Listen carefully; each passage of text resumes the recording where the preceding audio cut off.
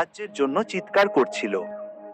তার পুরো শরীরে রক্ত লেগে আছে এবং মুখে অনেকগুলো ক্ষত। সে নিচু গলায় জিজ্ঞেস করে, এখানে কি কেউ আছেন? ঠিক তখনই সে পেছনে থেকে একটি শিশুর হাসির আওয়াজ শুনতে পায় এবং পেছনে ঘুরে তাকাতেই দেখে সেখানে কেউ নেই। এটা দেখে মেয়েটি ভীষণ ভয় পেয়ে যায় এবং দৌড়াতে শুরু করে। সে একটি পাথরের পেছনে দাঁড়িয়ে নিজেকে লুকানোর চেষ্টা করে, কিন্তু তখনই সে তার ফোনের রিং শুনতে পায়। তাই সে দ্রুত ফোনটি রিসিভ করে। এটা তার বাবার কল। সে তাদের সাথে কথা বলার চেষ্টা করে, কিন্তু সে তার বাবার আওয়াজ শুনতে পায় না। সে অনবরত ফোনে কাঁদতে থাকে, পাশাপাশি তার বাবাকে সাহায্যের জন্য অনুরোধ করতে থাকে। কিন্তু হঠাৎ তার সামনে একটি লোক চলে আসে যে তাকে মেরে সেখান থেকে নিয়ে যায়। জিএসটি রিটার্ন তৈরি করতে করতে ক্লান্ত, আমরা নিয়ে এলাম ট্যাক্স ইজিজ, জিএসটি এবং টিডিএস রিটার্নের জন্য। একবারে একাধিক রিটার্ন তৈরি ও ফাইল করা সহজ করুন। ব্যবহার করুন ট্যাক্স কম। এরপর আমাদের 4 জন বন্ধুকে দেখানো হয়, যেখানে আমরা অ্যান্ড্রিয়া নামে একটি মেয়েকে তার বয়ফ্রেন্ড রল এবং 2 প্রিয় বন্ধু রেবিকা ও ভিকির সাথে গাড়িতে বসে থাকতে দেখি। তারা 4 জন ইতালি থেকে একটি গেস্ট হাউসে ব্যাচেলর পার্টি করার জন্য যাচ্ছে। তাদের যাত্রা খুব ভালোই কাটে। দ্রুতই তারা গেস্ট হাউসে পৌঁছে যায় এবং দেখে যে গেটে একটি লোক হাতে বন্দুক নিয়ে বসে আছে, যার চুল লম্বা এবং তাকে দেখতে বেশ অদ্ভুত। তাই 4 বন্ধু একটু ভয় পেয়ে যায়। কিন্তু অ্যান্ড্রিয়া গাড়ি থেকে নেমে সেই লোকটিকে জিজ্ঞেস করে যে সে আসলে কে এবং তার কাছে এই বন্দুক কেন। উত্তরে সে জানায় যে সে এই গেস্ট হাউসের কেয়ারটেকার এবং নিরাপত্তার জন্য বন্দুকটি নিজের কাছে রাখে। আসলে এই গেস্ট হাউসটি জঙ্গলের ঠিক মাঝখানে অবস্থিত, তাই এখানে বন্য প্রাণীর ভয় সবসময় থাকে। সেগুলোর হাত থেকে বাঁচার জন্য তাকে বন্দুক রাখতে হয়। এটা শুনে অ্যান্ড্রিয়া তার কথায় বিশ্বাস করে এবং তারপর বন্ধুদের সাথে গেস্ট হাউসের ভেতরে যেতে শুরু করে। কিন্তু ভিকি ভেতরে না গিয়ে তার ফলোয়ারদের জন্য একের পর এক সেলফি তুলতে শুরু করে, যার ওপর রল তাকে বলে যে তুমি আমাকে কথা দিয়েছিলে যে ফোন ব্যবহার করবে না। এটা শোনার পর ভিকি তাকে নিজের ফোনটি দিয়ে দেয়। রল তাদের 3 জনকে নামিয়ে দিয়ে চলে যায় এবং আন্ড্রিয়া ক্যামেরা বের করে রেবেকা ও ভিকির সাথে সেলফি তোলে। এরপর তারা 3 জন তাদের নিজেদের ঘরে চলে যায়। কেয়ারটেকার আন্ড্রিয়াকে একটি ওয়াকি টকিও দিয়েছিল যাতে কোনো সমস্যা হলে তারা তার সাথে কথা বলতে পারে। এরপর তারা 3 জন তাদের নিজেদের জিনিসপত্র আনপ্যাক করে। কিছুক্ষণ পর দেখা যায় যে রেবেকা এবং আন্ড্রিয়া দোলনায় বসে একে অপরের সাথে কথা বলছে। এবং যখন তারা ভেতরে যায়, রেবেকা ভুল করে তার ওয়াকি টকিটি দোলনাতেই ফেলে আসে এবং যখন সে স্নান করছিল, তার মনে হয় যেন কেউ তাকে দেখছে। তাই সে তাড়াতাড়ি বাইরে বেরিয়ে লনে আসে এবং চারদিকে তাকাতে থাকে। ঠিক তখনই ভিকি তার কাছে আসে, যাকে রেবেকা সবকিছু বলে দেয়। সে তাকে বলে যে হয়তো ওটা কেয়ারটেকারই হবে, কারণ সে তাকেও দেখছিল। এতটুকু বলার পর তারা একে অপরকে চুম্বন করতে শুরু করে এবং কেয়ারটেকার তাদের ছবি তুলে একটি দেয়ালে লাগিয়ে দেয়, যার পাশে আন্ড্রিয়ার ছবি আগে থেকেই লাগানো ছিল। রাতে ডিনারের পর ভিকি, আন্ড্রিয়া এবং রেবেকাকে মাস্ক পরা এক খুনি, যাকে ইকুইনক্স কিলার বলা হয়, তার গল্প শোনায়। সে তাদের জানায় যে 50 বছর আগে সে একজন ভালো মানুষ ছিল। এটা শুনে আন্ড্রিয়া তাকে জিজ্ঞেস করে যে সে যদি ভালো মানুষই হয়, তবে মুখে মাস্ক কেন পরত। ভিকি তাকে জানায় যে সে তার মায়ের কারণে খুনি হয়ে উঠেছিল, কারণ তার মা তার উপর অত্যাচার করত, যার অতিষ্ঠ হয়ে সে এক তান্ত্রিকের কাছে যায় যাতে তার মায়ের ওপর কালো জাদু করতে পারে। তাই তান্ত্রিক সবচেয়ে শক্তিশালী ডিমনকে ডাকার সিদ্ধান্ত নেয় এবং একটি বৃত্ত তৈরি করে মন্ত্র পড়তে শুরু করে। সে আগেই খুনিকে বুঝিয়ে দিয়েছিল যে বৃত্তটি যেন কোনোভাবেই না ভাঙে। কিন্তু সেই ডিমন এতটাই ধূর্ত ছিল যে সে খুনির মস্তিষ্ককে প্রভাবিত করে তাকে বৃত্তটি ভাঙতে বাধ্য করে এবং তার শরীরে প্রবেশ করে তাকে অমর করে দেয়। সাথে তাকে বলে যে যদি বেঁচে থাকতে হয়, তবে প্রতি বছর তাকে একজন মানুষের বলি দিতে হবে। যদি সে এমনটা না করে, তবে সে তাকে মেরে ফেলবে। ডিমন খুনির ওপর পুরোপুরি নিয়ন্ত্রণ নিয়ে নিয়েছিল, তাই সে তান্ত্রিককেও মেরে ফেলে। এখন এই 3 বন্ধু যখন নিজেদের মধ্যে কথা বলছিল, ঠিক তখনই দরজায় কেউ কড়া নাড়ে। আন্ড্রিয়া উঠে দরজা খুলতে যায় এবং দেখে যে তার সামনে মাস্ক পরা এক ব্যক্তি দাঁড়িয়ে আছে, যাকে দেখে সে হাসতে শুরু করে কারণ তার মনে হচ্ছিল যে রেবেকা এবং ভিকি তাকে ভয় দেখানোর চেষ্টা করছে। কিন্তু আন্দ্রিয়ার হাসি দ্রুত মিলিয়ে যায় যখন সে দেখে যে মুখোশ পরা লোকটির হাতে একটি ছুরি আছে। সেটা দেখিয়ে সে তাদের দরজা খোলার জন্য বলে। আন্দ্রিয়া তৎক্ষণাৎ দরজার কাছে এসে তা ভালোভাবে লক করে দেয়, কিন্তু তখনই তার অন্য দরজাটির কথা মনে পড়ে যায়, যেটার তালা খোলা ছিল। সে দৌড়ে সেটি বন্ধ করতে যায় এবং দেখে যে মুখোশ পরা লোকটি সেখান দিয়ে ভেতরে আসার চেষ্টা করছে। আন্দ্রিয়া রেবেকার সাথে মিলে সেটি লক করে দেয় এবং এখন যেহেতু তাদের কাছে ফোন নেই যেটিতে কল করে পুলিশ ডাকা যায়, তাই আন্দ্রিয়া বাড়িতে একটি অস্ত্র খোঁজার চেষ্টা করে এবং নিজের ব্যাগ চেক করলে একটি ছুরি পেয়ে যায়। ওদিকে ভিকি নিজেকে রুমে লক করে নেয় এবং তার মুখে এক অদ্ভুত হাসি ছিল। সে দরজা খুলে মুখোশ পরা লোকটিকে ভেতরে ডেকে নেয়। ওদিকে আন্দ্রিয়া এখন জানালা ও দরজার নিচে কাচের টুকরো বিছিয়ে দেয়, যার পর রেবেকা তাকে বলে যে সে বাইরে ওয়াকি টকি আনতে যাচ্ছে। এতটুকু বলেই সে দ্রুত বাইরে যায় এবং ওয়াকি টকি নিয়ে ভেতরে চলে আসে।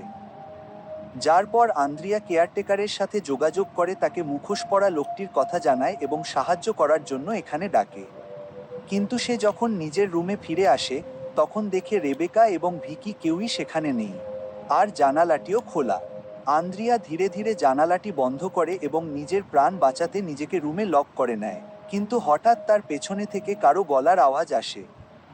আন্দ্রিয়া যেই পেছনে ফিরে তাকায় সে সেখানে সেই লোকটিকে দেখতে পায় যে আন্দ্রিয়ার ওপর হামলা করার জন্য এগিয়ে আসছিল, কিন্তু সে তার কোনো ক্ষতি করার আগেই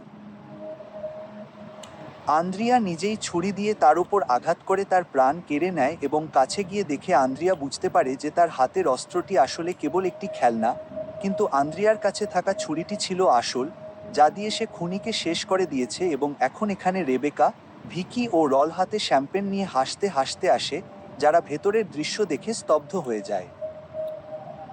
আসলে এই তিনজনই আন্দ্রিয়াকে ভয় দেখানোর জন্য তার সাথে প্র্যাঙ্ক করেছিল। সেই মুখোশ পরা লোকটি কোনো খুনি ছিল না, বরং সে একজন অভিনেতা ছিল যার প্রাণ এখন চলে গেছে। ভিকি জেল থেকে বাঁচার জন্য বডিটি লুকিয়ে ফেলার পরামর্শ দেয়। এতে আন্দ্রিয়াও সম্মতি দেয় এবং রলকে বলে যে কেয়ারটেকার আসার আগেই তাদের বডিটি সরিয়ে ফেলতে হবে।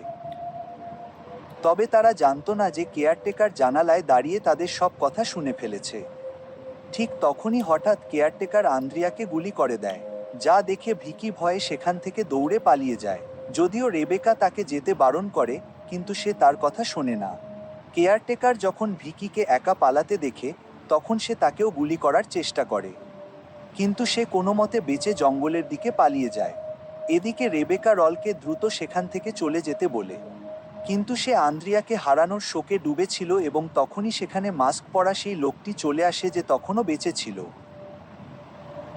আসলে যাকে তারা অভিনেতা মনে করেছিল সে কোনো অভিনেতা নয়, বরং সেই আসল মাস্ক পরা খুনি যে এখানে আসা প্রত্যেককে মেরে ফেলে। আর এখন সে রলের ওপর হামলা করার চেষ্টা করে, কিন্তু রেবেকা তক্ষুনি একটা অস্ত্র তুলে তার মাথায় আঘাত করে এবং রলকে নিয়ে দ্রুত সেখান থেকে পালাতে শুরু করে। সে এদিক ওদিক গাড়ি খুঁজতে থাকে। ততক্ষণে সেই মাস্ক পরা লোকটি আবার চলে আসে এবং রেবেকাকে চুল ধরে টেনে ধরে। এটা দেখে রল তাকে বাঁচাতে সেই মাস্ক পরা লোকটির ওপর আক্রমণ করে, কিন্তু মাস্ক পরা লোকটি তাকে আহত করে ফেলে। আর এখন রেবেকা, যে নিজেও আহত হয়েছিল, সে রলকে এভাবে মরতে দিতে চায় না। তাই সাহস করে সে পেছনে থেকে মাস্ক পরা লোকটির গলা চেপে ধরে তাকে মারার চেষ্টা করে, কিন্তু মাস্ক পরা লোকটি তাকেও আহত করে দেয়। এদিকে রল, যে এই সব কিছু দেখছিল, সে মাস্ক পরা লোকটির মনোযোগ সরানোর জন্য তার উপর পাথর ছুঁড়তে শুরু করে এবং তাকে নিজের দিকে ডাকতে থাকে, যার ফলে মাস্ক পরা লোকটি এখন রেবেকাকে ছেড়ে রলকে মারার জন্য তার দিকে এগিয়ে যায়। রল সুযোগ বুঝে রেবেকাকে গাড়ির চাবি দিয়ে দেয় যাতে সে সেখান থেকে ফোন নিয়ে পুলিশকে কল করে সবকিছু জানাতে পারে, যা দেখে মাস্ক পরা লোকটি রাগে চিৎকার করে ওঠে। এদিকে আমাদের ভিকিকে দেখানো হয় যে নিজের প্রাণ বাঁচাতে একটি গাছের পেছনে লুকিয়েছিল, কিন্তু কেয়ারটেকার তাকে ক্রমাগত খুঁজে বেড়াচ্ছিল এবং এখন সে ভিকির খুব কাছে পৌঁছে যায়। অন্যদিকে ভিকি নিজের শ্বাস চেপে গাছের পেছনে লুকিয়ে থাকে। হঠাৎ তার মনে হয় যে হয়তো কেয়ারটেকার তার ব্যাপারে জেনে ফেলেছে, তাই সে সেখান থেকে উঠে অন্য কোথাও লুকিয়ে পড়ে। কিন্তু কেয়ারটেকারের এটাই মনে হচ্ছিল যে ভিকি সেই গাছের পেছনেই আছে, তাই সে ধীরে ধীরে টর্চ নিয়ে সেখানে পৌঁছায় এবং যেই গাছের পেছনে তাকায় সে ভিকিকে সেখানে দেখতে পায় না, তাই সে এগিয়ে যায়। ওদিকে রলকে দেখা যায় যে খুব বেশি আহত, কিন্তু তারপরও সে সাহস হারায় না এবং অ্যান্ড্রিয়ার মৃত্যুর বদলা নিতে চায়। তাই সে একটি কাঠের লাঠি দিয়ে মাস্কম্যানের ওপর আঘাত করতে শুরু করে এবং তাকে বলে যে আমি তোমার এই জঘন্য মাস্ক ভেঙে ফেলব। এটা শুনে মাস্কম্যান রেগে যায়। রাগের মাথায় মাস্কম্যান একটি লোহার রড তুলে রলের ওপর আক্রমণ করে। রল মাস্কম্যানের আঘাত থেকে বাঁচতে পিছিয়ে যেতে থাকে। ঠিক তখনই তার পা একটি ফাঁদে আটকে যায়, যার ফলে সে না সামনে এগোতে পারে আর না পেছনে যেতে পারে। রল চিৎকার করে কাঁদতে শুরু করে, কারণ এখন সে বুঝতে পেরেছিল যে সম্ভবত তার শেষ সময় এসে গেছে। তার আওয়াজ রেবেকার কানে পৌঁছায়, তাই সে সঙ্গে সঙ্গে চাবি নিয়ে সেই জায়গায় পৌঁছে যায় যেখানে তার গাড়ি দাঁড় করানো ছিল। কিন্তু সে দেখে অবাক হয়ে যায় যে সেখানে এখন কিছুই ছিল না, অর্থাৎ তাদের গাড়ি গায়েব হয়ে গেছে। রেবেকা ভিকিকে ডাকতে শুরু করে, কিন্তু তখনই সেখানে একটি বাচ্চা এসে তাকে শান্ত থাকার ইশারা করে। কিন্তু সে কে ছিল আর কোথা থেকে এসেছিল তা রেবেকা বুঝতে পারে না। অন্যদিকে ভিকি যে কোনোভাবে জঙ্গল থেকে পালিয়ে গেস্ট হাউসের মেইন গেট পর্যন্ত চলে এসেছিল। সে গেট খোলার চেষ্টা করে, কিন্তু তা ভেতর থেকে লক করা ছিল। এরই মধ্যে ভিকির নজর রলের ওপর পড়ে, যে তাকে দেখা মাত্রই কিছু ইশারা করে এবং দুজনেই এখান থেকে বের হওয়ার জন্য অন্য পরিকল্পনা নিয়ে কাজ শুরু করে। এরই মধ্যে রলের কাছে আসল মাস্কম্যান চলে আসে, যাকে সে কথায় ভুলিয়ে রাখার চেষ্টা করে যাতে ভিকি পরিকল্পনা কার্যকর করতে সফল হয়। ভিকি এখন কেয়ারটেকারের রুমে যায় এবং সবার আগে নিজের ক্ষতস্থানে ব্যান্ডেজ লাগায়। যার পর সে ঘরটি ভালো করে তল্লাশি করে, যেখানে সে গয়নার সাথে একজন মহিলার আইডি পায়। পাশাপাশি দেওয়ালে তার বন্ধুদের ছবি লাগানো দেখতে পায়। পাশেই দুটি পেইন্টিংও ছিল, যেখানে তিনজন লোক ছিল, একজন কেয়ারটেকার, দ্বিতীয়জন মাস্কম্যান এবং তৃতীয়জন সেই বাচ্চাটি। এটা দেখে ভিকি খুব ভয় পেয়ে যায়। সে বুঝতে পারে না যে এসব কি হচ্ছে। ওদিকে এখন রেবেকাকে দেখা যায়, যাকে সেই ছোট বাচ্চাটি তার গাড়ির কাছে নিয়ে এসেছিল, এবং রেবেকা গাড়ি চেক করলে বুঝতে পারে যে ইঞ্জিনে সমস্যা আছে। পাশাপাশি ফোনটিও সেখান থেকে গায়েব। এটা দেখে সে খুব বেশি চিন্তিত হয়ে পড়ে। কিন্তু তখনই সেই ছেলেটি তাকে কল করার জন্য একটি ল্যান্ডলাইন ফোন দেয়, যার মাধ্যমে রেবেকা পুলিশের সাথে যোগাযোগ করার চেষ্টা করে। তবে ফোনটি কাজ করছিল না, কারণ এর লাইন কাটা ছিল, আর এই কাজটি সেই বাচ্চাটিরই ছিল, যে হঠাৎ তার পকেট থেকে একটি ইঞ্জেকশন বের করে রিবেকার ওপর হামলা করে। ফলে সে মারাত্মকভাবে আহত হয় এবং শিশুটিকে জোরে ধাক্কা দিলে সে মাটিতে পড়ে অজ্ঞান হয়ে যায়। ঠিক তখনই আওয়াজ শুনে কেয়ারটেকারও সেখানে চলে আসে, যে শিশুটিকে এভাবে মাটিতে অজ্ঞান হয়ে পড়ে থাকতে দেখে ঘাবড়ে যায় এবং তাকে জ্ঞান ফেরানোর চেষ্টা করে। রিবেকা তাকে জিজ্ঞেস করে যে এসব কি হচ্ছে। তখন সে সব ফাঁস করে জানায় যে মাস্ক পরা লোকটি সেই ব্যক্তি, যে তার মায়ের ওপর কালো জাদু করানোর জন্য এক তান্ত্রিকের সাহায্য নিয়েছিল। তার শরীরে এক পিশাচ রয়েছে, যাকে বাইরে আসা থেকে আটকানোর জন্য মানুষের বলি দেওয়া হয়। যদি তারা এমনটা না করত, তবে সে পুরো পৃথিবীতে ধ্বংসলীলা চালাতো। এখানে আমরা জানতে পারি যে গল্পের শুরুতে আমরা যে মেয়েটিকে দেখেছিলাম, সেও এদেরই শিকার ছিল। রিবেকা তার কথা বিশ্বাস করে না। তার মনে হয় কেয়ারটেকার নিজের অপরাধ ঢাকার জন্য মিথ্যে গল্প বানাচ্ছে। তাই সে ফোনের রিসিভার দিয়ে তার মাথায় আঘাত করে এবং তাকে ততক্ষণ মারতে থাকে যতক্ষণ না তার মৃত্যু হয়। এরপর রিবেকা তার বন্দুকটি তুলে নেয় এবং ভিকি ও রলকে বাঁচাতে বেরিয়ে পড়ে। অন্যদিকে মাস্ক পরা লোকটি ভিকিকে ধরে ফেলেছিল। সে তাকে মারার চেষ্টা করছিল। ভিকি কোনোভাবে পেছনে পড়ে থাকা একটি বন্দুক তুলে নেয়, কিন্তু অনিচ্ছাকৃতভাবে সে নিজের হাতেই গুলি চালিয়ে ফেলে। এত কিছুর পরেও সে মাস্ক পরা লোকটিকে মারার চেষ্টা করে, কিন্তু সে এক আঘাতেই ভিকিকে শেষ করে দেয়। এদিকে রিবেকা তার বন্দুক নিয়ে গেস্ট হাউসে এসে পৌঁছায়। ঠিক তখনই তার নজর পড়ে গাছের পাশে বসে থাকা রলের ওপর, যার পা একটি ফাঁদে আটকে আছে। সে সেই ফাঁদ থেকে তাকে বের করার কাজে লেগে পড়ে, কিন্তু রল তাকে বলে যে তোমার এখান থেকে চলে যাওয়া উচিত। তবে রিবেকা তাকে এভাবে একা ছেড়ে যেতে চায় না। তাই সে ফাঁদটি আবারও খোলার চেষ্টা করে, কিন্তু সেটি রলের পায়ে খুব বাজেভাবে গেঁথে গিয়েছিল, যার ফলে তার খুব ব্যথা হচ্ছিল। তাই সে রিবেকাকে বলে যে তাকে এই অবস্থাতেই ফেলে রেখে সে ভিকিকে বাঁচাতে যাক, যে কেয়ারটেকারের রুমে আছে। এটা শুনে রিবেকা সেখানে পৌঁছে দেখে যে মাস্ক পরা লোকটি ভিকিকে মেরে ফেলেছে। তার মৃতদেহ দেখে সে মানসিকভাবে ভেঙে পড়ে। তবে নিজেকে সামলে নিয়ে সে রলকে বাঁচানোর জন্য আবার তার কাছে ফিরে আসে, কিন্তু এখন সে আর সেখানে ছিল না। রেবেকা তাকে চারদিকে খোঁজার চেষ্টা করে এবং তখনই সে রলের আর্তচিৎকার শুনতে পায়। সে পেছনে ফিরে তাকাতেই দেখতে পায় যে মাস্ক পরা লোকটি রলকেও মেরে ফেলেছে। সে ভয়ে সেখান থেকে পালানোর চেষ্টা করে, কিন্তু মাস্ক পরা লোকটি তাকে অজ্ঞান করে দেয় এবং টেনে হিঁচড়ে নিজের সাথে নিয়ে যায়। এরপর সবার মৃতদেহ ব্যাগে ভরে এক জায়গায় নিয়ে যাওয়া হয়, কিন্তু রেবেকা তখনও বেঁচে আছে। সে দ্রুত ব্যাগ থেকে বেরিয়ে একটি দেয়ালের আড়ালে লুকিয়ে পড়ে। মাস্ক পরা লোকটি এখন প্রত্যেকের নামে মোমবাতি জ্বালায়, কিন্তু যখন সে রেবেকার মোমবাতি জ্বালানোর চেষ্টা করে তখন তা জ্বলে ওঠে না, যা দেখে সে বুঝতে পারে যে রেবেকা এখনও বেঁচে আছে।